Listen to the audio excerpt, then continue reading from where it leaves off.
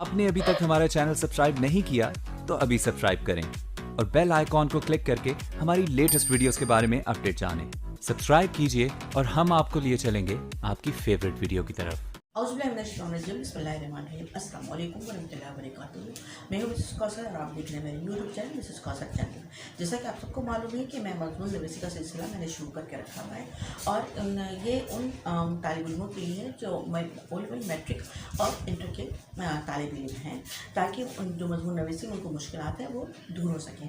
آج کے سلسلے کا یہ میرا آخری یہ ویڈیو ہے مضمون نویسی کی۔ یہ 10واں مضمون ہوگا میرا، مذہب اور اخلاق۔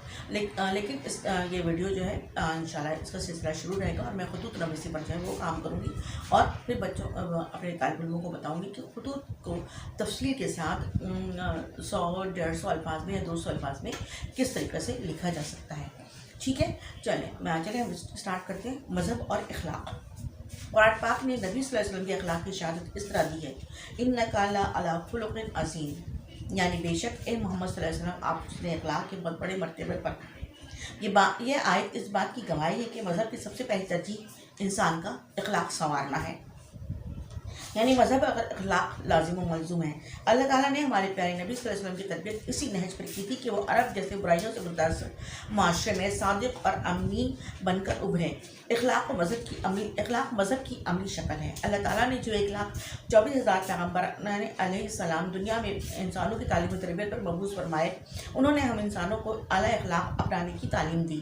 اخلاق کیا ہے؟ غریبوں کی مدد کرنا، مہمانوں کی مہمان نوازی کرنا، سچ بول کر گواہی دینا، بیماروں کی تیمارداری کرنا، امانت کی حفاظت کرنا، مظلوموں کے فریاد سننا، انصاف سے کام لینا، عورتوں اور بچوں پر رحم و شفقت کرنا، ہمسایوں کی خبرگیری کرنا، یہ وہ سارے کام ہیں جو بہترین اخلاق کی غماز ہیں، اور ہمیں ہمارا مذہب اسلام یہ تمام کام بخوبی سے انجام دینے کی ہدایت کرتا ہے۔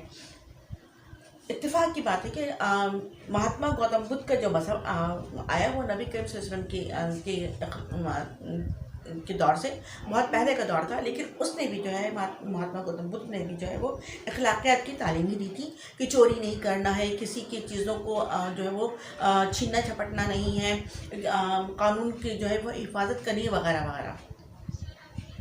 مذہب سے دور رہنے والے افراد اخلاقی برائیوں میں مبتلا ہوتے ہیں، کیونکہ ان کو شعور اور آگاہی حاصل نہیں ہوتی، وہ لا علم رہتے ہیں۔ حضور اکرم صلی اللہ علیہ وسلم اخلاق کی تکمیل کے لیے بھیجے گئے تھے۔ قرآن پاک میں اللہ تعالیٰ نے جن نافرمان قوموں کو تباہ و برباد کیا وہ قومیں تھیں جو مذہب سے دور رہ کر اخلاقی بہرام کا شکار ہو کر تباہ ہوئیں۔ ان میں حضرت لوط علیہ السلام کی جو قوم ہے وہ سر فہرست ہے کہ وہ اخلاقی برائیوں کا شکار تھی، اور کس طریقے سے جو ہے ان کے اوپر جو ہے وہ عذاب الہی نازل ہوا۔ اس طرح حضرت صالح علیہ السلام کی بھی قوم اخلاقی برائی کا شکار تھی۔ ٹھیک ہے، اس طریقے سے اللہ تعالیٰ نے ان قوموں کو تباہ و برباد کر دیا جن کے اخلاق تباہ و برباد ہو چکے تھے۔